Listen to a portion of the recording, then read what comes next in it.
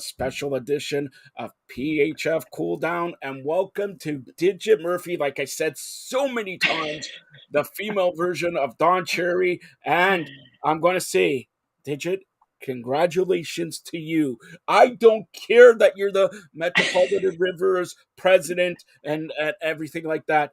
Toronto 6. The Toronto we had a conversation, one of the first conversations that we ever had. I said, when you win the championship, it will be an amazing thing because it will be the first professional hockey championship since 1967. Now, wait, digits delay back there. Okay, uh, let me take. A lot of people say, but the Marlies, Toronto Marlies, won the championship in 2018. Yes, they won the Calder Cup in 2018. But digit, the Toronto Marlies are not a professional hockey team. They're the minor league affiliate of the Toronto Maple Leafs, meaning minor league affiliate. That means like triple A baseball, double A baseball. That means not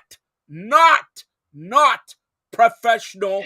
The only professional, and let me say this, the first PHF team in Canadian history also, but in Toronto, the first professional hockey team since 1967 to capture the championship. Congratulations to Toronto. They beat the Minnesota Whitecaps in overtime, thrilling game, 4-3, but digit 95, maybe 98% of the players are yours, correct? I can't tell you an exact number, but there's definitely a Digit Murphy stamp on it with Captain Shy Darkangelo, kind of steering the ship in the locker room. And Hold on. as you look Shy at, Darkangelo, then our good friend Taylor Woods that I taught her, well, like, I, look at I'm my getting to comment. all of them. I'm Okay, getting to all of them. I'm getting to all of them. go ahead. And I gotta talk a little bit about the fact that back when the CWHL was in full swing, we weren't paying salaries. We weren't at the level that we are in the PHF, but I do remember them winning a championship. I'm not really sure how many times, but if you count the CWHL, it's not the first. But I do agree with you; it's the first professional women's championship where we're actually paying the players. So to qualify it that way, I think you're right. Um, when you look at the Toronto Six and the foundational members that we built back during the COVID season, it was Shy Darkangelo, it was Emma Woods, it was Taylor Woods, it was Emma Greco, and it was Elaine Chuley. And, that kind of leadership in the locker room continues to be a force, not only for the Toronto Six, but for the PHF, because all of those players have so much experience in the women's pro space back when they were, most of them, like for Emma Greco, she played at the Furies, she's played with us. Shai Darkangelo's played for several national teams, the USA, as well as playing for us in China. Elaine Chuley, Woodsy, and Taylor Woods. To be honest, like having the Iron Man woman, Taylor Woods, to come and score that game tying goal without her strength to literally get that stick of the Minnesota player and literally will it in with all of the strength that she has packed into that 5'2" body is something that not very many women can do. So I look at Taylor Woods, and you said it. I'm going to tell you, you said it. You said Taylor Woods is going to score the game winner, and that just as might as well been the game tire, because without that goal, they lose. So I mean, they may not have lost, but let's just say it doesn't go into overtime. And I couldn't be more proud of this team. I am the president of the Metropolitan Riveters, but I'm also the senior vice president at BTM, who owns four of the teams. So when BTM wins, we all win. So hats off to the Toronto Six, and thanks for having me on the show, Joe. So, no problem. My pleasure, and everybody listening to Digit Murphy. Now, let me ask you something. The Digit, uh, first conversation, first conversation that we had, and I alluded to it earlier on about 5 minutes ago. I said, imagine, just imagine you as the president and coach of the Toronto Six, you winning in Toronto. Now, take a fast forward now. It has happened because it should have happened 3 years ago, but because of COVID, let's not get into it. Okay, now it has happened. What do you think? Because you've been in Toronto, you're the queen of ladies hockey and all that. What what should the Toronto Six do to emphasize more ladies and get the ball rolling? Maybe the Toronto Maple Leafs get off their ass and invite somebody, and maybe they do a ceremony puck drop with all the team. That notice Toronto Maple Leafs don't do that because they're a bunch of losers. They have not won since 1967. I don't care. They're not. They're gonna get. What are they gonna fire for me for my own network? Do you know I'm the president of? Never mind. Go ahead. What would you say? What Uh, would you say they well, should do? well, I think that as we evolve in the hockey space, you know the the hockey it's different in Canada, right? Because hockey is your sport. But in order to grow the game globally and in North America in general, I think we all have to embrace each other, men or women. We have to work together to grow the game. So, of course, we would love to get the attention of the Toronto Maple Leafs fans, whether you've coined them as losers or not. They're hockey people, and they're part of our ecosystem. And I think that as we gain any kind of exposure for hockey, every person in the hockey community, men, women, youth hockey, should all embrace it because we are such a small group of people when you look at football, basketball, baseball, soccer, globally. There are sports globally that are much larger than hockey. So, I encourage men's hockey, PWHPA, PHF, IHF, NHL to all work together to grow our fabulous game. And it's really fun to watch.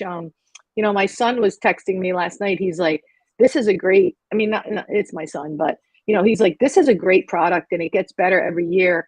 And to embrace 32-year-old men in the conversation that they love the game, I think it's just a win-win for everyone. It's definitely, and by the way, let's talk about the game, okay? Again, you predicted 4-2, overtime 4-3. So again, me and you, like, the symmetry is like almost there, but a very good game, and that 3-on-3 in overtime really. I don't know. They scored in 6 minutes. That was really great. Toronto took it to them in the last 2 minutes. Go ahead. I think that really helped Toronto to go 3-on-3 because they just have so many great weapons offensively, and they're really good skaters. And when you put that kind of firepower on the ice in a 3-on-3 game, it really elevates, their, well, not even elevates, it tilts the scales, in my Yeah. opinion, for them to win. Minnesota was smothering 5-on-5, smothering. And I think going to 3-on-3 hurt the Minnesota game a lot. I saw Levier not be the Levier I saw against Boston. I think she definitely made some great saves, but I think you know, she wasn't the Levier that I've seen win the championship. And, it is what it is. Sometimes you're on, sometimes you're not quite on. Chuli was a backstopper, made some great saves at times, but, she got it done. And I think, as you look at the age level and how, these guys have been in the game post college all the way till now that they're in their early 30s. And you don't see a lot of women that are lucky enough or have the resources to play in the game for that long. And I think that's another reason why we need to pay salaries so that more women can stay in the game longer and elevate the level of play in the game. So I couldn't be more proud of the Toronto Six and what we've grown. And I think that it's just going to get better and better. And I think more people should watch the Toronto Six. They should come out and buy a ticket. They should sponsor the Toronto Six. They should continue to elevate the brands that are sponsoring us, like Canadian Tire, like Champion Pets, like Athleta. Like those brands are behind the PHF and the teams in Canada. And people need to understand that we all need to work together to grow opportunities for hockey people, not only women. I mean, women need it the most right now, but we need to work together to grow this fabulous game. So now a couple questions I want to add to your points there. since Toronto, like, and I'm gonna say this, yes, I love the Maple Leafs too, but we're in the mecca. This is the mecca of hockey. They win the PHF Isabel Cup.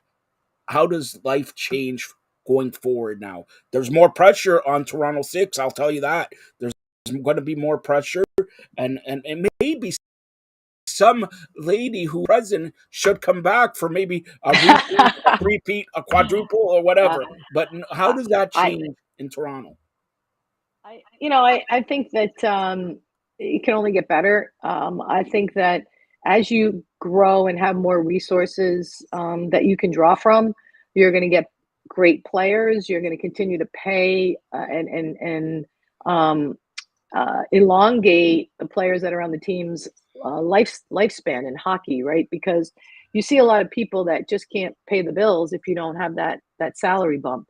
So I think the 1.5 million is going to just pay good players a little more, B, give opportunities for more potential NCAA graduates, give PWHPA players now a reason to come back. And hopefully, my only wish is that women's hockey comes together so that we can move forward in lockstep. And I think when that happens, you're going to see magic happen on the women's side, and you're really going to see a great product. I think people love watching good products, and the fact that we continue to get better as a PHF without the PWHPA players, I think is good. But I also, it's sad to me because I really feel like we'd be so much better together. So, if anyone out there from the PWHPA leadership management is even watching this, I'm hopeful that as someone that's been pioneering this charge for 40 years, I would really hope that we could come together for the great sport of hockey and for the good of the game.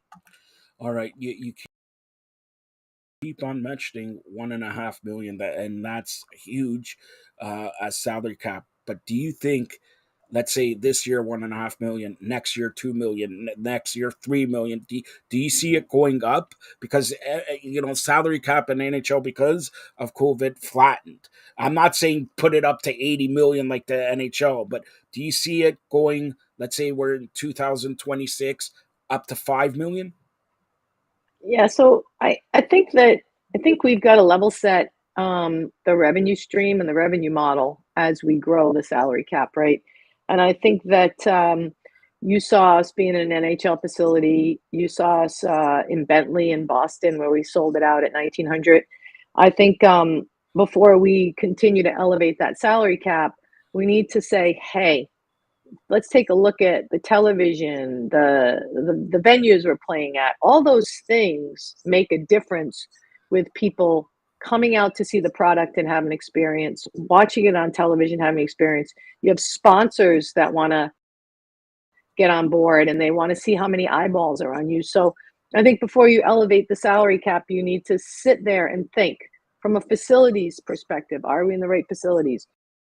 From a television contract perspective, do we have the right TV deals? And, I'm sure that the owners and the commissioner and the board of governors is all, has that under a microscope right now so they can move forward so that we ultimately can get to that 5 mil. But I really think we need to not put the brakes on the salary cap, but keep an eye on that also with how now do we generate a revenue stream so that salary cap can even go up further. So that's my recommendation for the future. Before you grow more on the salary cap, grow the revenue side and teach the players about what their responsibility is to grow that revenue side. I think that as a sport that's 125 years behind the men, we are where they were 50, I don't know, years ago with Phil Esposito there and not making a lot of money. And how did they grow that fan base? How did they grow that audience to want them to come watch them? I think that these players now need to be lockstep with us in elevating that portion of the game. Couple final questions, but you know how they grew that? By the youngsters. They came up Wayne Gretzky. Then Wayne Gretzky passed the baton to Ovechkin, Crosby. Crosby's now passing the baton to Connor McDavid. So who and where do we get the young Taylor Woods, the young Emma Greco, and let's face it, here's one name that was, I think she collected 2 points last night, and you brought her in, Kava, who a birthday girl, so special Yeah, to her. I think she turned Kava. 29 yesterday and all that. Again, you have earmarked all these players and all that, and you're honestly, I don't talk about this to anybody here, but when you looked at hockey in general, but when you're looking at the ladies hockey and all that, and you see somebody from overseas, and you have to say, okay, we can pay you certain amount or whatever, you have to convince them. Not only are you a scout, you have to be their sort of mother. You have to be there, like, this is Digit Murphy. Oh, okay, wow, I remember and know you and everything like that. You have to be a mentor and everything like that. Take us through how hard it is to make that first phone call. And then the second part is who called you first, or who did you do? Because when you're watching the game, I know you're like, yes, it's about time. And maybe there's a little tear rolling up your eye. I know that you're not going to say that, but I know you. Uh, it's actually it's really about relationships, Joe. And I think that some scouts and people complicate the process. I think you can boil it down to trust and trusting good people and good programs. I think maybe the men are at a level where they're analyzing and playing money ball because they have so much money tied into it. But the locker room culture is hugely important. Trust is hugely important. So great players beget great players. So my strategy when I went to Toronto, just like when I go anywhere, is to try to get the right people on the bus and then let them recruit the right people for you and then convince them. And, hats off to, again, Shy and Chuli and Woodsy and Taylor Woods and Emma Greco and all those guys saying, hey, Didge, this kid is good. You need to call them. And that's how it starts because great players want to play with great players. And they're not going to bring in players that are not good.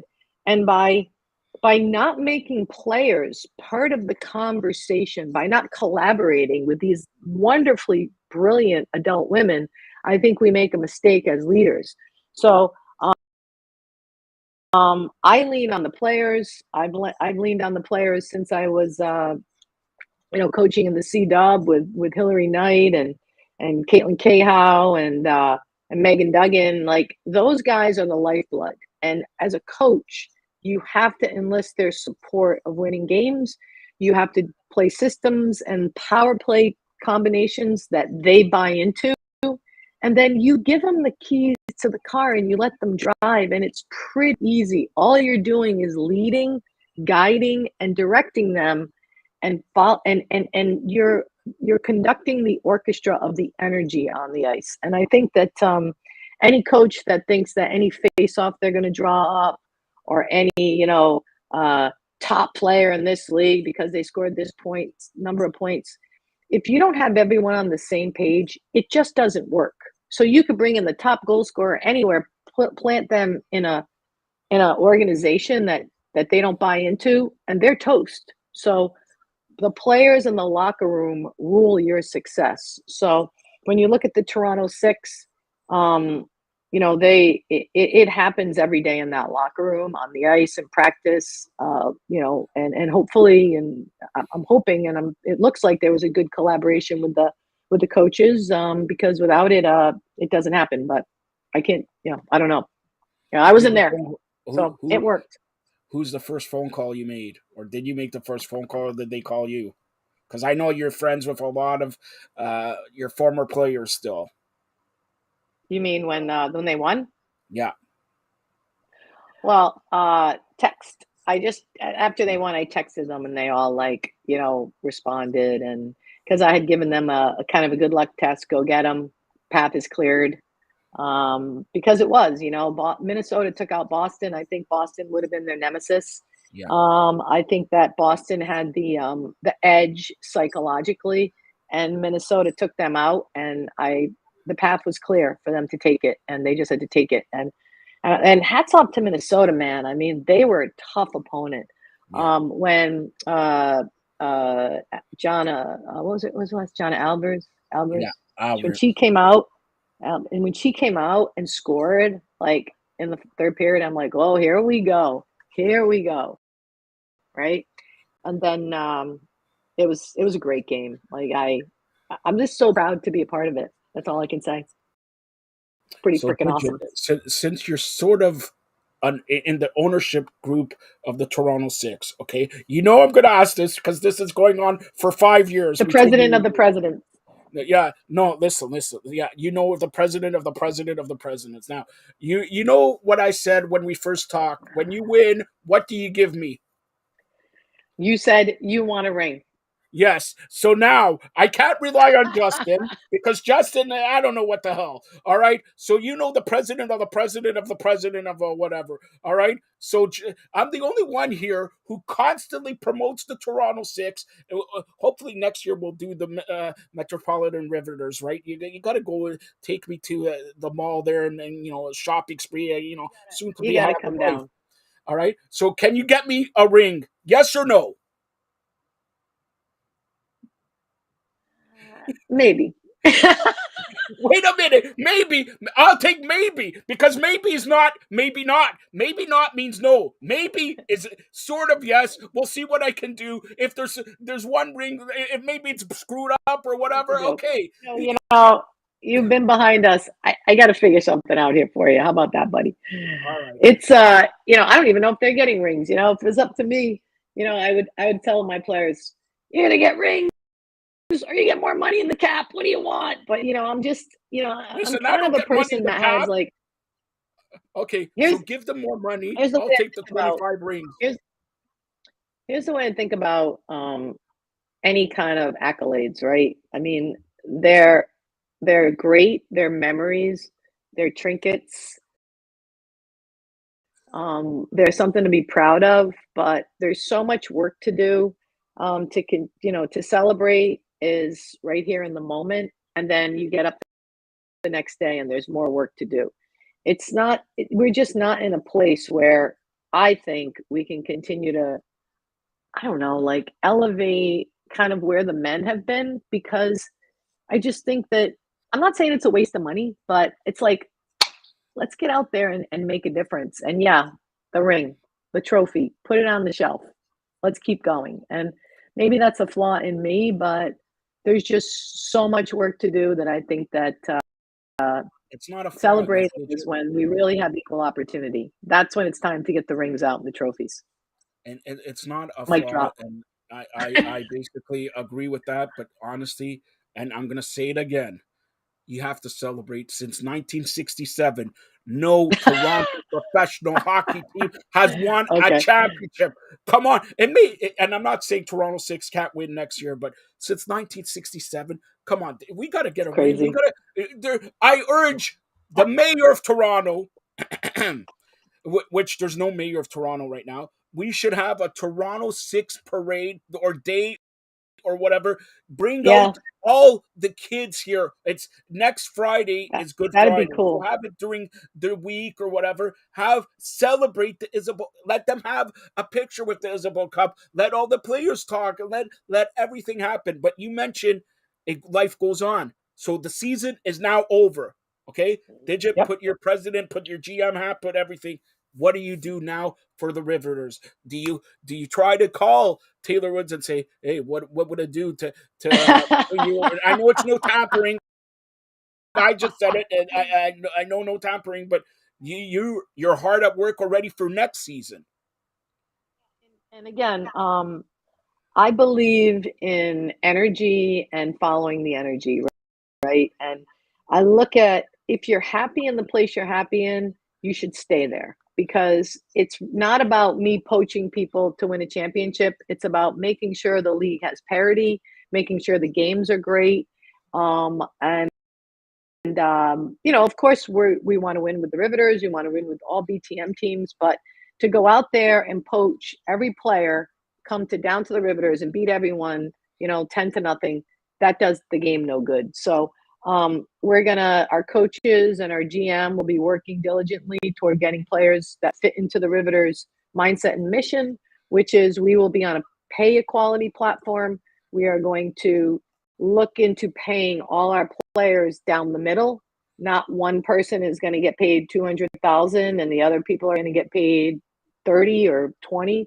We're going to really try to make a great team of people that fit into our mindset and mission, and then march. And I think that that is something that we all need to do as a league, because if if you're not, if the bottom person is not getting paid, it's just not a livable wage and not something that is sustainable over the course of time, to just pay the top end of the bucket too much money. So that's what we're going to do with the Riveters. I would encourage every single team in the PHF to do that, because I think it's how we need to evolve as a sport. And so that's kind of what we're going to do. And we're going to keep marching, and we're going to march on to a championship, and we're going to build on the people and the success of the people in our organization.